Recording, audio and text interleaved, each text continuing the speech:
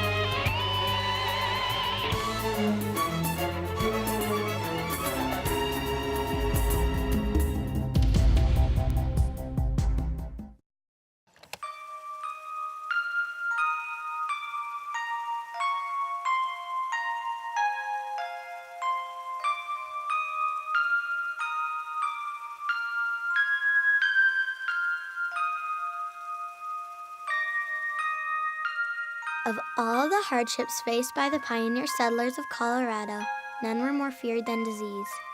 Smallpox, diphtheria, pneumonia, typhoid, and malaria each claimed their share of victims. But the most ravenous of the killers was the White Plague.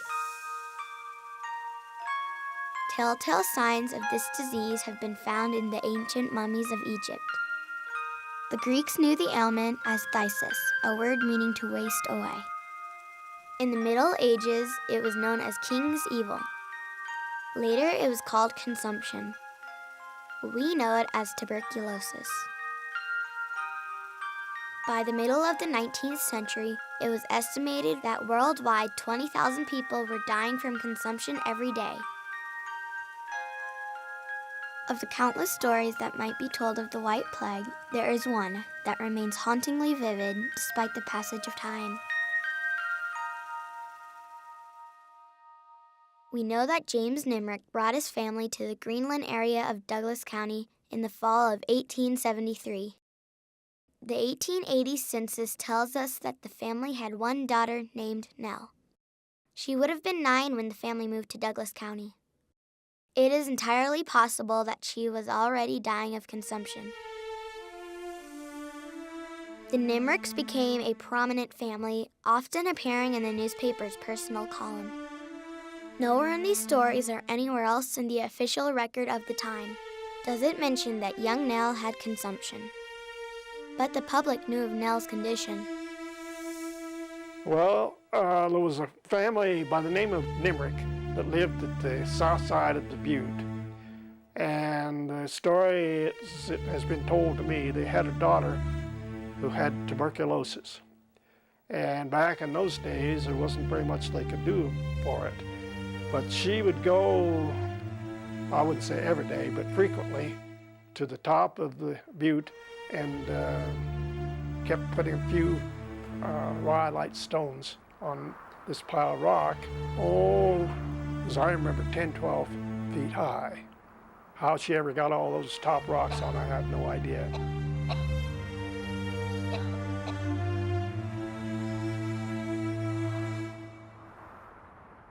While the story of young Nell making her daily pilgrimage up the butte has an undeniably romantic allure, it only deepens the mysteries surrounding her circumstances. What was she doing here on the frontier? Why was the sick girl hiking up a nearby butte? And why is there no mention of any of this in a newspaper?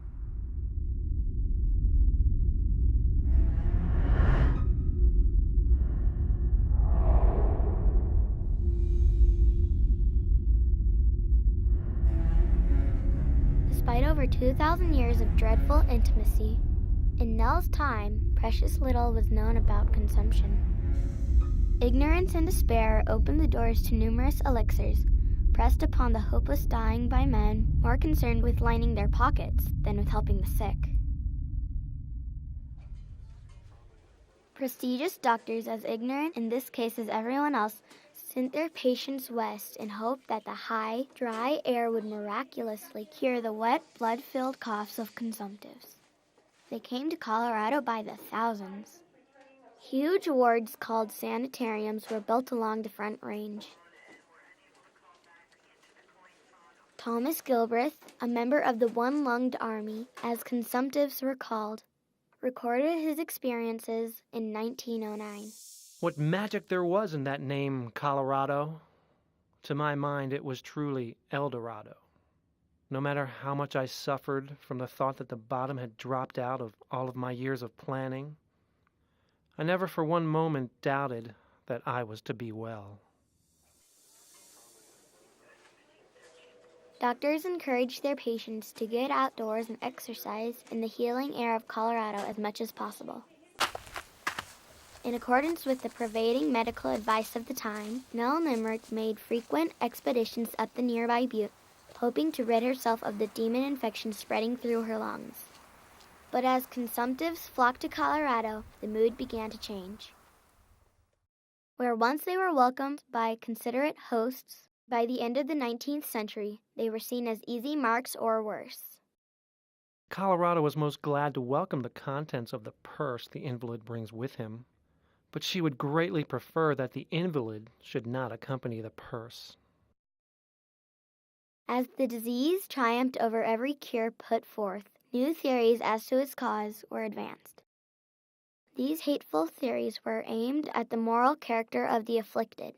Too much alcohol or opium, too much promiscuousness on the part of women, women wearing lewd clothes or failing to ride side saddle.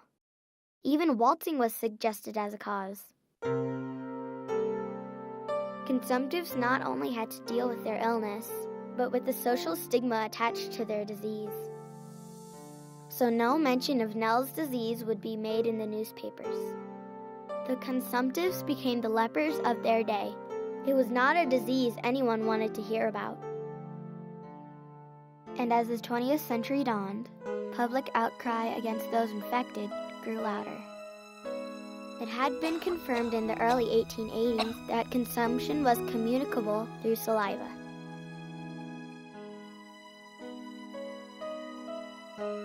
At the turn of the century, 1 out of every 3 people in Colorado was thought to have tuberculosis. In a time and place when disinfecting was not the order of the day, eating at a restaurant could be as dangerous as Russian roulette, with 2 of the 6 chambers loaded. How often could you play before you died? We don't know what happened to Nell Nimerik. By 1886, she was living in Monument. After that, she passes from our view.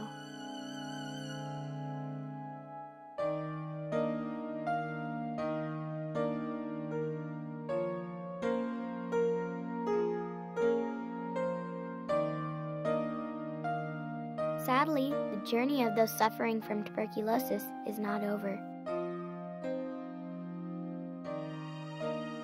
Today, drug-resistant strains of the infection are appearing. And the World Health Organization now believes that 1/3 of the world's population carries the disease. The majority of those infected are still left, like Nell Nimerik, to make their own journeys.